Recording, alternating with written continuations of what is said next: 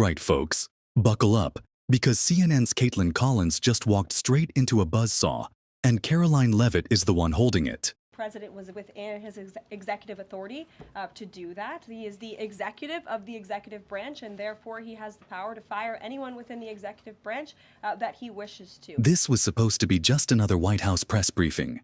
But oh, Kaitlan thought she had a gotcha moment. And let's just say, it backfired badly. She tried to corner Karoline with a loaded question, expecting her to fumble. But instead, Karoline absolutely torched her, flipping the entire script and making Kaitlan look like an amateur. And the best part?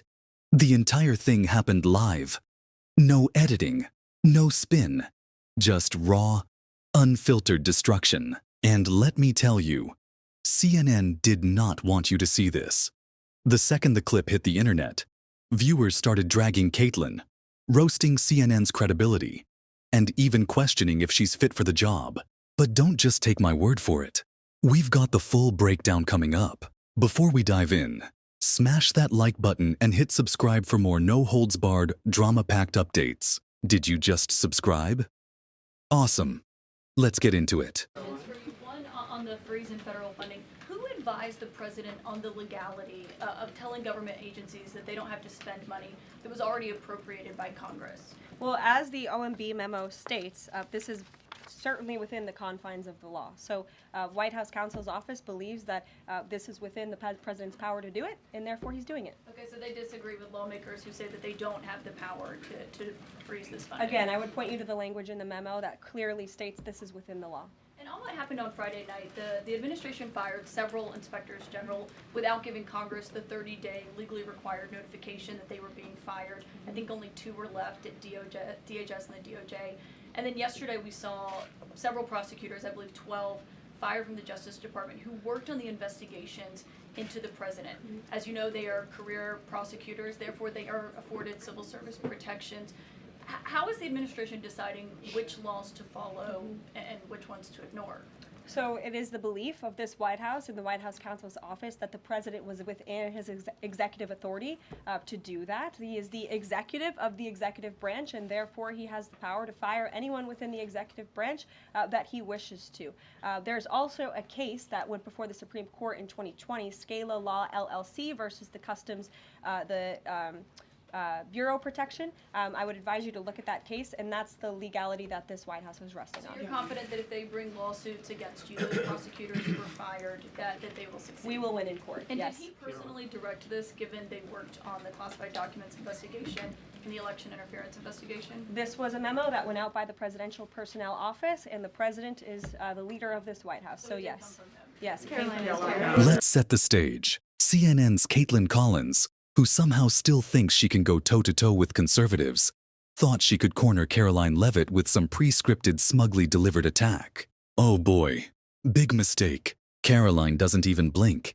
Instead, she shuts it down instantly, hitting Kaitlan with cold, hard facts. Talk about the fact that Democrats have been labeling President Trump a to democracy for the better half of 10 years. Let's talk about how they have compared him to one of the worst mass in the history of the world, and that Kamala Harris and Joe Biden weaponized the court system and the justice system in this country against Donald Trump in an attempt to imprison him. He sat through a courthouse for 7 weeks this past year, and the Democrats were hoping he would go to jail for it. That is real political that has led to 2 heinous attempts on President Trump's life that, by the grace of God, he was able to escape, and he is here with us today. So yes, President Trump knows a little bit about political because he's experienced it himself. And talking about the tragic realities of war that Liz Cheney and her father, Dick Cheney, have got this country into is not political.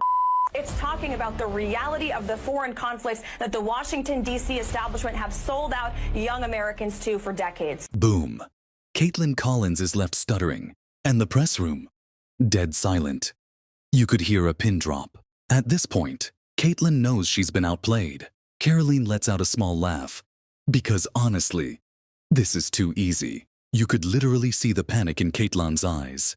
She was not expecting that level of receipts. Please, his opponents are saying to this very day the same rhetoric that led to those 2 attempts. The second attempted on President Trump's life echoed the sentiment that President Trump is a democracy. And if you're a deranged lunatic and you're mentally ill, you will believe that lie, and yes, you will take political like we have seen in 2 instances against President Trump. Tim Walz and Kamala Harris said that everyone who showed up to President Trump's rally at Madison Square Garden was an That's despicable, dangerous, divisive rhetoric that is spewed by the Democrat Party every single day. And I'm so sick and tired of the media pointing the finger at Donald Trump and saying that he is sowing division in this country. He is not. The media is for pushing hoaxes like the one that you all pushed today, and the Democrat Party is for pushing lies about him. But the good news is Americans don't buy it. And that's why today President Trump is more popular than he has been since 2016, because people don't trust the media. The internet?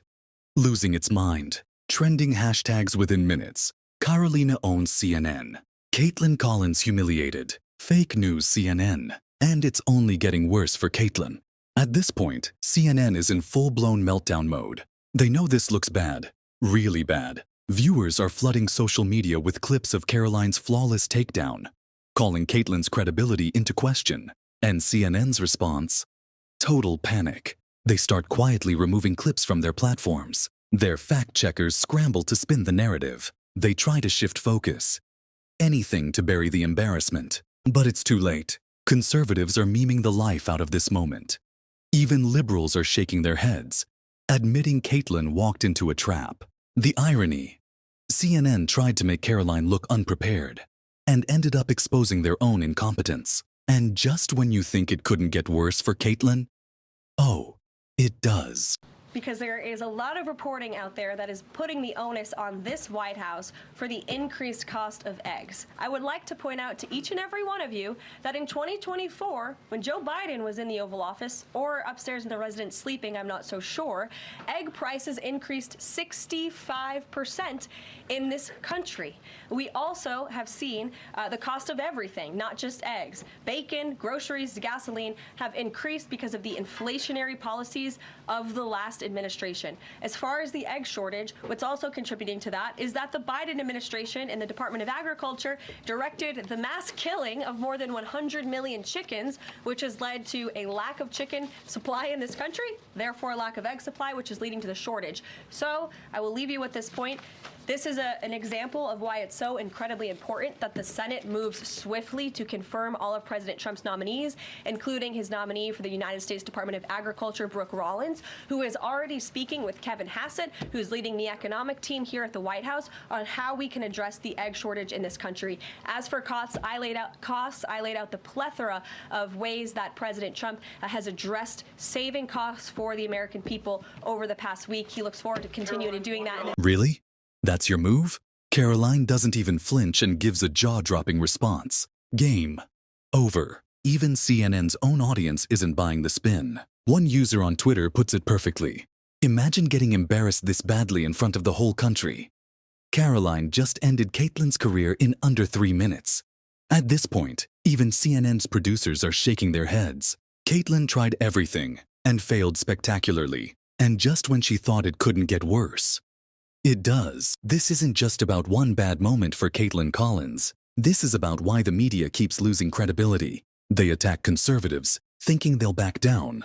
But Karoline Leavitt just proved they won't. They try to twist the facts, but America is done buying the lies. They act like they're the smartest people in the room. But Karoline just showed how easily they crumble under pressure. And now, CNN is scrambling. Kaitlan is humiliated. And Karoline, she's more respected than ever. So here's the real question. Will CNN actually learn from this? Or will they double down on their disastrous tactics? Either way, Karoline Leavitt just set the new standard. And for CNN, that's a nightmare they won't wake up from anytime soon. All right, folks, now it's your turn. Did Karoline just deliver the most savage takedown of the year? Did Kaitlan just expose CNN's desperation? And do you think mainstream media can ever recover from its credibility crisis? Drop a comment below with your thoughts. And before you go, smash that like button and subscribe so you never miss another epic takedown. Thanks for watching. See you next time.